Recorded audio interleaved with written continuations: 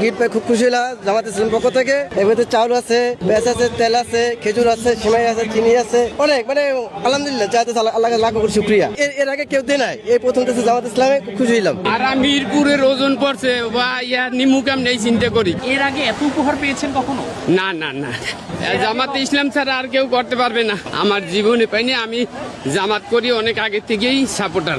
জামাত থেকে দিয়েছে আর ডক্টর শফিকুল ইসলাম। এর আগে কখনো এত উপহার পেয়েছেন? না না না, এত টাকা পাইনি, আজকের জীবনের প্রথম এটা। কয়দিন চলতে পারবে আপনার পরিবার? প্রায় 1 মাস চলবো। অনেক উপহার দিয়েছে, তা বলার মতন না। এর আগে কি এরকম উপহার পেয়েছিলেন? না, পাই নাই, আমরা কোনোদিনও পাইনি। এইবার আল্লাহর কাছে দোয়া করছি যে আল্লাহ জামাত ইসলাম যদি আসতে পারে তাইলে আমরা পাবো। এই যে এত কিছু পেলেন, এটা নিবেন কিভাবে এখন এগুলো? এখন লোক নাই তো বাবা। পরিবারে কেউ আসছে? না, আচ্ছা, আপনার পরিবার এই উপহার দিয়ে কয়দিন চলতে পারবে আপনি? পারবো, আল্লাহ দিলে কিছু দিন একবার যাবে। দোয়ার কোনো ভাষাই নাই, এমন দোয়া করতে চাই। পাশ করার আগের থেকেই তার জন্য নামাজ পড়ছি, চোখের পানি ফালাইছি, তাহাজ্জুদ নামাজ পড়া, আর কিছু নাই বাসায়। এটার ভিতরে কি আছে আমি জানি না, এর আগে কোনো উপহার আমি পাই নাই আজ পর্যন্ত।